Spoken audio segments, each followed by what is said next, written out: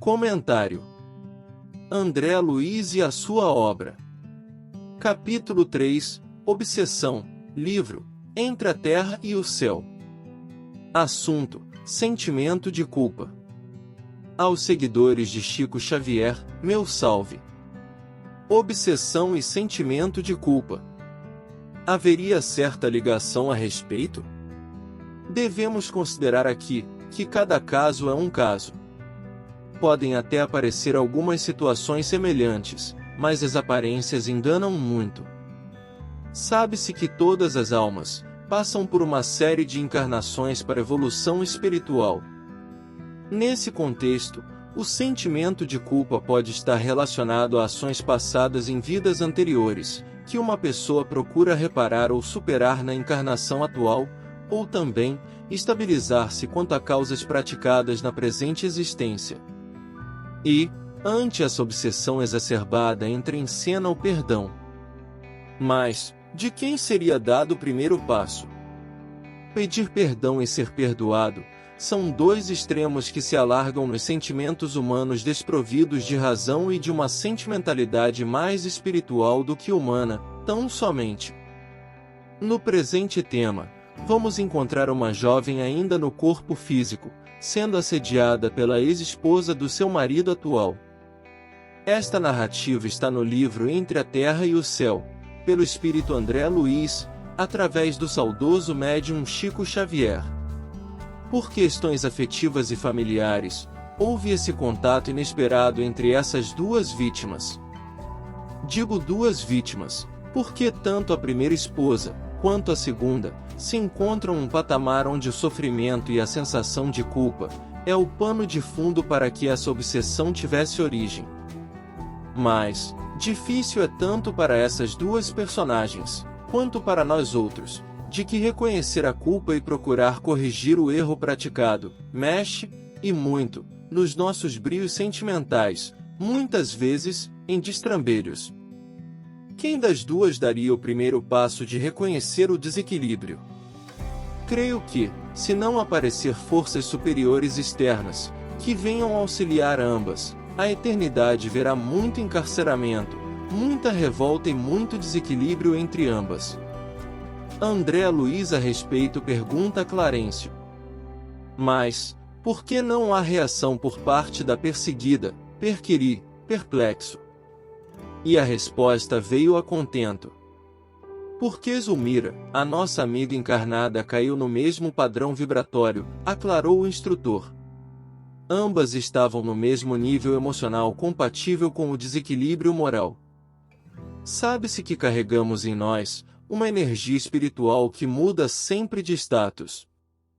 E, na grande maioria, essa energia se faz sempre inferior, porque ainda alimentamos, fortemente, nossos vícios e as nossas inclinações aos instintos exacerbados. É a manifestação de nossa consciência e moralidade, em um nível energético que varia segundo as nossas aspirações no dia a dia. Temos que posicionarmos no quadro da nossa evolução espiritual que tenhamos a capacidade de evoluir com mais consciência e razão de ser, ao longo das múltiplas encarnações.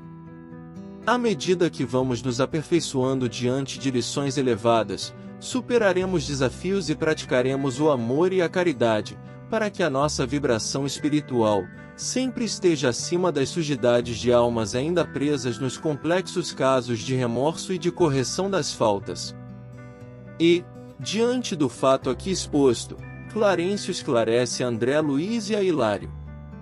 O sentimento de culpa é sempre um colapso da consciência, e através dele, sombrias forças se insinuam.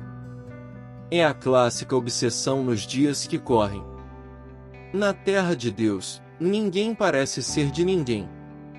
Cada um usufrui do universo íntimo escondido por máscaras da insanidade, da prepotência, do orgulho e egoísmo. Muitos pensarão aqui que, para isso tudo não teria uma saída? Sim. Sempre haverá uma quando dispusermos a compreensão à vasta gama de oportunidades de crescimento, desde que habituemos nossa consciência ao conheça-te a ti mesmo.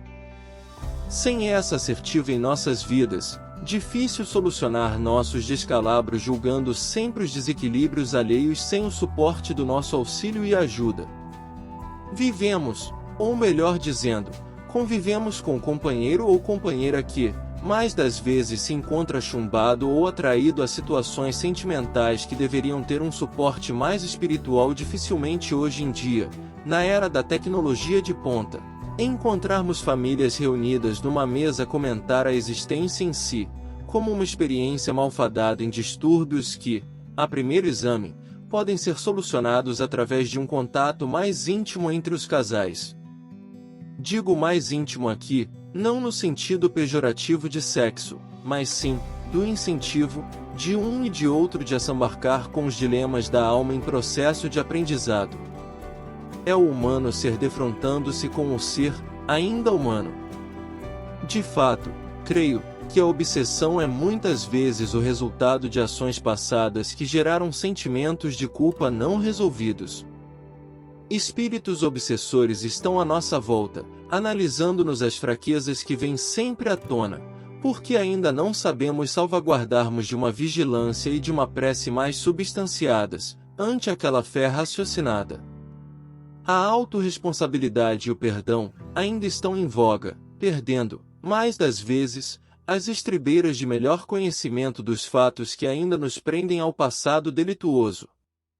É o enfermo que não deseja se melhorar, sabendo que, para isso, terá que sair da zona de conforto onde denigre sistematicamente as forças inerentes ao seu avanço intelectual, moral, pessoal e religioso.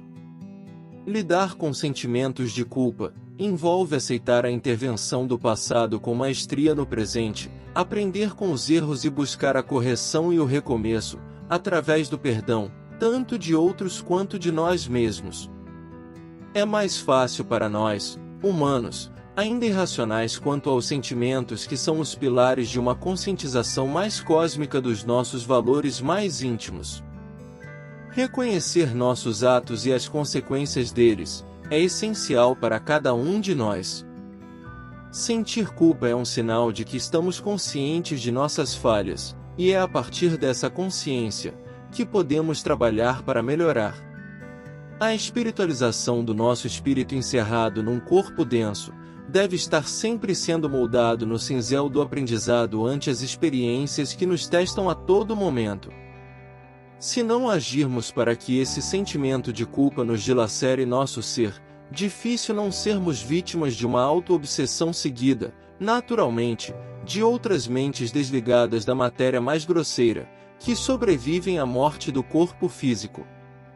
Para uma melhor reflexão acerca das nossas desigualdades morais, Gandhi disse: olho por olho e o mundo acabará cego. Até que ponto, para você, essa verdade se encaixa? As fragilidades da alma podem se transformar, um dia, em apoio de superação ante nossa vontade de encarar a nós mesmos? O sentimento de culpa acompanhada do remorso aterrador pode ser um pontapé inicial para nossa libertação espiritual. Caberia aqui um julgamento mais preciso acerca das dores que atormentam nossa capacidade de interagir conosco mesmos? O que você entenderia a respeito, meu caro leitor amigo?